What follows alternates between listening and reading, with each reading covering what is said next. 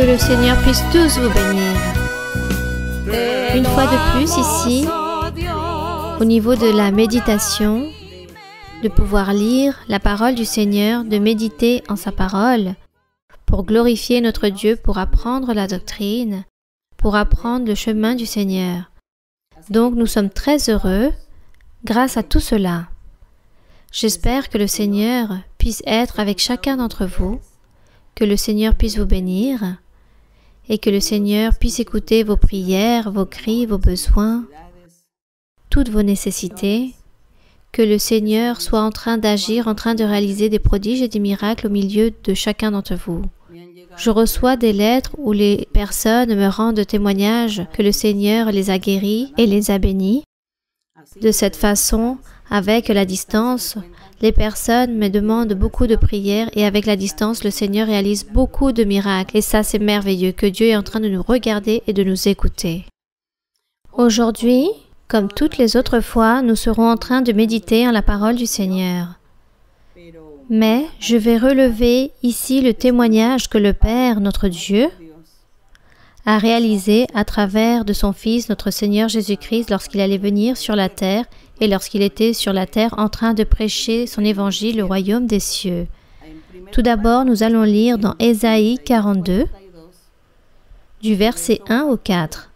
C'est là où nous trouvons une promesse que Dieu faisait pour le futur ou pour la fin des temps, pour les derniers temps, par rapport à éloger le Seigneur Jésus-Christ en tant que son Fils, et aussi en train de parler de lui-même qu'il serait en train d'envoyer ce serviteur, ce souverain sacrificateur, ce roi, ce Messie, qu'il serait en train de l'envoyer sur la terre pour qu'il puisse être parmi les hommes avec les êtres humains, pour enseigner sa parole, son évangile, afin que les personnes puissent croire et gagner la vie éternelle. Nous avons donc cette promesse si merveilleuse dans Ésaïe 42, dans le verset 1 où il est écrit « Voici mon serviteur que je soutiendrai ». Il se référait ici à notre Seigneur Jésus-Christ, mon élu en qui mon âme prend plaisir. J'ai mis mon esprit sur lui. Il annoncera la justice aux nations. Il se référait ici, notre Père, à la personne humaine du Seigneur Jésus-Christ, qui disait qu'il avait établi sur lui son esprit. Car nous savons que le Fils de Dieu et Dieu est le même, et que le Seigneur Jésus-Christ était le même Dieu, que Dieu avait pris la chair, qu'il était devenu homme pour être parmi les gens, mais à cette chair, à cette partie physique, il l'a appelé Jésus-Christ de Nazareth. Et en train de se référer à cette partie humaine, physique du Seigneur, il dit qu'il a établi sur lui son esprit. Il annoncera la justice aux nations. Verset 2. Il ne criera point, il n'élèvera point la voix, et il ne la fera point entendre dans les rues. Il disait qu'il n'allait pas réaliser de la publicité, et que cette personne-là n'est pas être prétentieuse, présumée, arrogante, vaniteuse de son pouvoir, de sa dignité, de sa valeur ou du travail qu'il allait réaliser dans ses jours à Jérusalem ou en Judée. Le Seigneur, avec toute son humilité, il allait prêcher le royaume des cieux, la parole du Seigneur, en train d'enseigner la loi de Moïse, en train d'accomplir la loi de Moïse. Et c'est pour cela qu'il dit qu'il ne criera point, il n'élèvera point la voix. À aucun moment le Seigneur était en train de dire « Louez-moi, honorez-moi, prosternez-vous devant moi, car moi je suis le chef, je suis le roi. » Il n'a pas eu d'orgueil, il a été humble, simple. C'est pourquoi, au contraire, il disait qu'il ne fera point entendre sa voix dans les rues, c'est-à-dire la même chose, que lui n'allait pas réaliser de la publicité de lui-même, mais que ses œuvres, ses miracles, ses prodiges, de la manière comme il a agi ou procédé lors de la prédication de sa parole, en train de réaliser tant de merveilles, cela allait être suffisant pour que les personnes puissent l'écouter et voir qui il était, l'importance qu'était le Seigneur, la dignité du Seigneur. Tout cela était suffisant. Il n'avait pas besoin de se faire connaître lui-même de cette façon en faisant la publicité. Et dans le verset 3, il dit « Il ne brisera point le roseau cassé, il n'éteindra point la mèche qui brûle encore. » Lui, il disait, le Seigneur, dans son humilité, dans sa miséricorde, dans son amour, il allait avoir de la patience, de la miséricorde avec toutes les personnes qui étaient en train de souffrir qui étaient humiliés, qui n'avaient ni voix ni vote. Et tous ceux qui étaient en train d'espérer en Dieu, le Seigneur allait être là-bas en train de les aider, car il y avait beaucoup de personnes remplies de péchés, comme des femmes en train de commettre des adultères et beaucoup de personnes en train de commettre d'autres péchés. Et la loi de Moïse disait qu'à toutes ces personnes qui allaient enfreindre les commandements de la loi allaient être lapidées. Ces personnes allaient être livrées à la mort, châtiées, livrées en prison.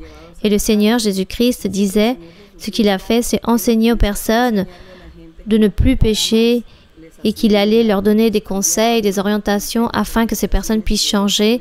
Il disait, partez et ne péchez plus. Et toutes ces personnes étaient ce roseau cassé. Eux, c'était cette mèche qui était en train de brûler. Oui, car cette mèche qui brûlait, c'était cette personne qui était en train de vivre dans le péché, était en train aussi d'espérer en Dieu, en train d'attendre qu'un jour Dieu allait envoyer son Messie, le Sauveur, qu'il allait envoyer une personne pour que cette personne puisse avoir miséricorde de toutes ces personnes remplies de péché afin qu'ils puissent vivre une vie sainte et droite que Dieu voulait. Et ces gens attendaient quelqu'un qui puisse les consoler, les pardonner. Donc toutes ces personnes, c'était ce roseau cassé. Rappelons-nous, lorsque le Seigneur Jésus-Christ, on lui avait emmené une femme qui était dans l'adultère, on lui avait emporté cette femme et les personnes disaient « Cette femme a été surprise dans son acte d'adultère et la loi dit qu'il faut la lapider. » Le Seigneur disait qu'il a regardé par terre, il a baissé sa tête et qu'il a dit « Celui qui n'est pas rempli de péché, qu'il puisse et ose lancer la première pierre. » C'est alors lorsque le Seigneur souleva son regard, il a vu qu'il n'y avait plus personne, juste cette femme. Il a dit « Où sont ces personnes qui t'accusaient, ceux qui voulaient te condamner? » « Non, Seigneur, tous sont partis. Alors moi non plus, je vais te culpabiliser, je ne vais pas te juger. Pars et ne pêche plus. » Voilà, elle, c'était ce roseau cassé, c'est-à-dire un roseau qui est cassé, mais pas totalement. C'est-à-dire qu'elle pouvait se redresser. Ce roseau pouvait se redresser et continuer à vivre et à développer son travail. Ce roseau pouvait être de blé, d'avenne. C'était juste que ce roseau était tout simplement brisé légèrement et quelqu'un peut venir en disant « Arrachez cette branche qui ne sert plus. » Mais non, quelqu'un d'autre est arrivé, a vu que cette branche était pliée, légèrement brisée, l'a redressée et ce roseau a continué à vivre. Voici ce qui s'est passé avec le Seigneur et cette femme. Il a dit « Pars et ne pêche plus. » C'est comme cette mèche qui brûle. C'était une personne qui était en train d'espérer en Dieu pour que lui, il puisse venir libérer, purifier et pardonner. Et je le répète plusieurs fois pour que nous puissions comprendre la manière symbolique de la manière que le Seigneur Jésus-Christ parlait et enseignait par rapport au royaume des cieux.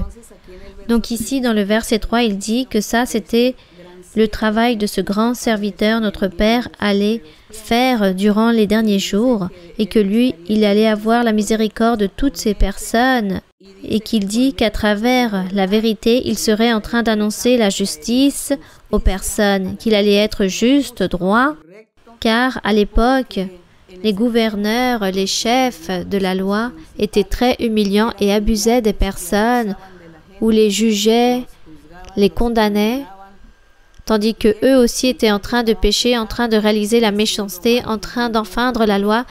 Pour eux, il n'existait aucune loi, personne ne les jugeait, personne ne les accusait, car comme eux, ils avaient cet abus de pouvoir, ils en abusaient.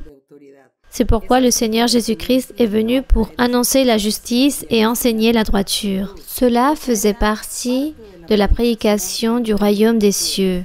Et dans le verset 4, ici, il est en train de parler de ce serviteur, du travail qu'il allait développer sur la terre. Il dit « Il ne se découragera point et ne se relâchera point, jusqu'à ce qu'il ait établi la justice sur la terre, et que les îles, c'est-à-dire les non-juifs, espèrent en sa loi. » Les îles, c'était les étrangers, les non-juifs, les personnes appartenant à d'autres nations qu'un jour allaient croire en le Seigneur.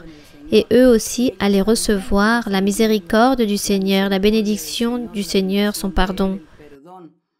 C'est pourquoi il dit que les îles espèrent en sa loi, et effectivement, avec la venue du Seigneur Jésus-Christ, avec l'expansion de sa parole, de son évangile véritable, donc tous les non-juifs se sont convertis et se convertissent et se convertiront au Seigneur. Gloire à son nom.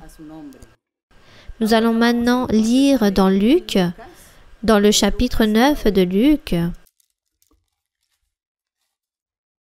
Dans Luc chapitre 9, nous serons en train de lire l'accomplissement de la promesse, l'accomplissement de cette promesse du Père qu'il a réalisée dans Ésaïe d'envoyer son serviteur, de l'éloger, de le poser dans des hauts lieux. Il dit ici dans le verset 28, nous allons lire Luc 9, du verset 28 au 36. Il dit que le Seigneur Jésus-Christ était réuni avec ses disciples, avec beaucoup de personnes. Il prêchait, il enseignait. Et parmi tout ce qu'il leur a dit, il leur a annoncé qu'il allait lui-même souffrir. Il a dit qu'il est nécessaire que le Fils de l'homme puisse souffrir beaucoup de choses et qu'il puisse être rejeté par les anciens, par les chefs sacrificateurs. Il est bon qu'il puisse mourir et ressusciter au troisième jour. Voici ce que le Seigneur était en train de dire à beaucoup de personnes, à ses apôtres. Il dit qu'après qu'il était en train de donner cette explication, que lui, il allait mourir et qu'il allait ressusciter, il dit ici dans le verset 28, environ 8 jours après qu'il eut dit ces paroles, Jésus prit avec lui Pierre, Jean et Jacques, et il monta sur la montagne pour prier. Pendant qu'il priait, l'aspect de son visage changea et son vêtement devint d'une éclatante blancheur. Et voici 2 hommes s'entretenaient avec lui, c'étaient Moïse et Élie. Regardez ici cette expérience glorieuse et merveilleuse que le Seigneur Jésus-Christ a vécue. Notre Père, en train de le vivifier, en train de l'éloger, en train de l'établir dans des hauts lieux pour que les personnes puissent croire que réellement lui, c'était le Messie, l'envoyé de Dieu. Il dit que lui, il était avec Moïse et Élie. Il dit dans le verset 31, qui, apparaissant dans la gloire, parlait de son départ qu'il allait accomplir à Jérusalem. Imaginez-vous cette conversation merveilleuse qu'ils avaient là entre eux, Moïse, le Seigneur Jésus-Christ et Élie, qu'ils parlaient de son départ et que le Seigneur Jésus-Christ, tout cela allait s'accomplir dans Jérusalem. Et dans le verset 32, il dit « Pierre et ses compagnons étaient appesantis par le sommeil, mais s'étant tenus éveillés, ils virent la gloire de Jésus et les 2 hommes qui étaient avec lui. » Donc nous voyons ici que Pierre et les autres apôtres ont été témoins de la gloire du Seigneur. Ils ont été témoins de cette transfiguration que le Seigneur Jésus-Christ a eue à ce moment-là. Comment ils peuvent voir le Seigneur avec Moïse, avec Élie? Combien de siècles faisaient que Moïse et Élie étaient morts? Cependant, eux, ils sont en train de vivre pour Dieu. Ils vivent pour Dieu. Et ici, le Seigneur était en train d'avoir cette conversation avec eux. Et eux, ils voyaient son éclat, sa gloire, les apôtres. Dans le verset 33, il dit « Au moment où ces hommes se séparaient de Jésus, Pierre lui dit « Maître, il est bon que nous soyons ici. » Il dit « Bon, cela est un privilège pour Pierre. Pour Pierre, c'était un grand privilège. Il dit « Dressons donc 3 tentes, une pour toi, une pour Moïse et une pour Élie. » Il ne savait ce qu'il disait. Bien sûr, Pierre ne savait pas ce qu'il disait. Lorsqu'il a vu cette merveille, cette vision, cette transfiguration du Seigneur, il a pensé que Moïse et Élie allaient rester là sur la terre aussi, et c'est pour cela qu'il voulait dresser à chacun comme un genre de temple peut-être. Et dans le verset 34, il dit « Comme il parlait ainsi, une nuée vint les couvrir. » Pendant que Pierre était en train de dire qu'il allait réaliser ces 3 tentes, une nuée vint les couvrir, et les disciples furent saisis de frayeur en les voyant entrer dans la nuée. Et c'est là où sortit une voix, et je veux relever la grandeur du Seigneur.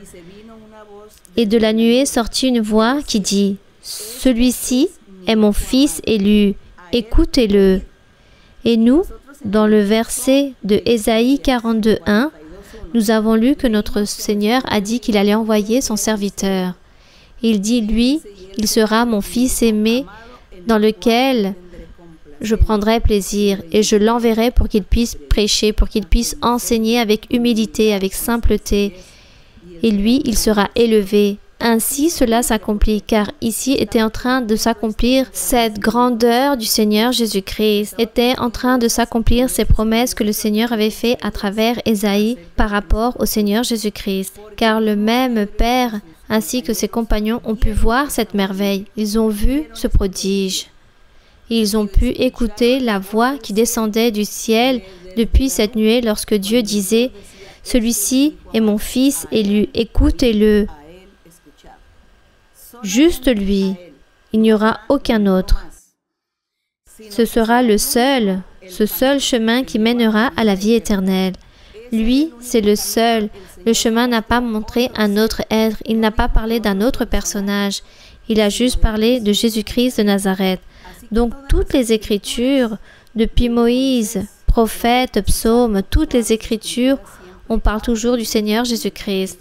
On parle des prodiges et des merveilles que lui, il serait en train de réaliser et qu'il allait réaliser même après sa mort, après sa résurrection, par rapport au travail que lui, il serait en train de réaliser avec son Église, avec ses croyants, avec ses serviteurs, l'œuvre majestueuse du Saint-Esprit, promesse du Seigneur, qu'il a dit « Je partirai, mais j'enverrai le Saint-Esprit ».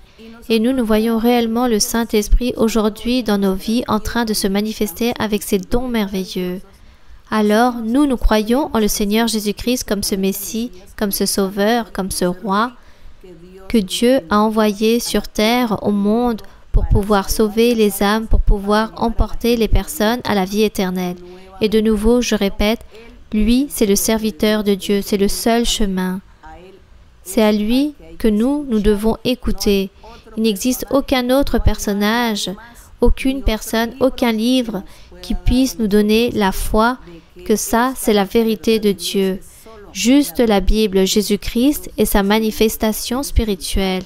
Ici, dans le verset 36, il dit « Quand la voix se fit entendre, Jésus se trouva seul. Les disciples gardèrent le silence et ne racontèrent à personne en ce temps-là rien de ce qu'ils avaient vu. Ils n'avaient rien dit car eux, ils étaient très étonnés. Qui allait croire en toutes ces choses? Mais pour eux, c'était une grande bénédiction, un grand prodige et un grand témoignage qui, plus tard, lorsqu'ils ont dû évangéliser, ils racontèrent ce témoignage par rapport à toutes ces merveilles qu'ils ont vécues avec le Seigneur Jésus-Christ, de la gloire que Dieu a donnée, de cette voix qu'ils entendaient du ciel. Donc, je vous invite, chacun d'entre vous, les personnes aussi qui n'ont pas lu la Bible, ou des personnes qui pratiquent peut-être d'autres religions différentes, je vous invite pour que vous puissiez lire la Bible, pour que vous puissiez croire en le Seigneur Jésus-Christ en tant que le seul. Lui, c'est l'unique qui nous mène à la vie éternelle. C'est le seul qui nous donne le salut. Le seul être, il n'en existe pas un autre. Que Dieu puisse tous vous bénir énormément. Nous allons prier notre Père. Béni soit notre Dieu Tout-Puissant. Père de notre Seigneur Jésus-Christ, notre Roi, notre Rédempteur, notre Sauveur, le Messie, celui qui devait venir est aujourd'hui parmi nous. Merci Seigneur pour ton amour, pour ta miséricorde, pour tes promesses si merveilleuses que tu as parlé depuis le début à travers de tes prophètes. Aujourd'hui, Seigneur, nous sommes en train de voir l'accomplissement de ces paroles, de toutes ces promesses. Merci, car nous profitons de ta présence, de la présence du Saint-Esprit. Nous profitons de l'amour, de la miséricorde, des bénédictions. Nous profitons de guérisons, de prodiges, de miracles que tu réalises dans nos vies. Merci, mon Père. En ce moment même, Seigneur, je te demande que tu puisses tendre ta main toute puissante en train de guérir, en train de réaliser des miracles dans toutes ces personnes qui sont malades. Il existe aussi des personnes qui sont soumises à cause du diable à travers des sorcelleries, des envoûtements, avec des malédictions, des mauvais esprits. Que tu puisses délivrer toutes ces personnes, que tu puisses rompre toutes ces chaînes diaboliques. Libère, donne-leur la paix, la joie, bénis dans les choses matérielles, donne-leur de tout ce qu'ils ont besoin. Père Saint, toutes leurs nécessités, tous les besoins, il les présente devant toi pour que tu puisses être miséricordieux de chacun d'entre eux. Merci mon Père, donne-leur les bénédictions au nom glorieux de Jésus-Christ, ton Fils aimé, nous te le demandons. Amen. Que la gloire et l'honneur soient pour toi. Merci Seigneur. Nous allons chanter au Seigneur le cantique 145 qui a pour titre « Mon âme déborde ». Mon âme déborde de joie et de louange. Je chante, je souris, car Christ est mon Seigneur. Les autres ne peuvent comprendre, je ne peux le cacher, que mon âme avec sa joie, elle va toujours déborder. Mon âme déborde de joie et de louange. Je chante, je souris, car Christ est mon Seigneur. Les autres ne peuvent comprendre, je ne peux le cacher, que mon âme avec sa joie, elle va toujours déborder. Gloire à mon Seigneur. On remercie notre Dieu, que Dieu puisse tous vous bénir et à très bientôt.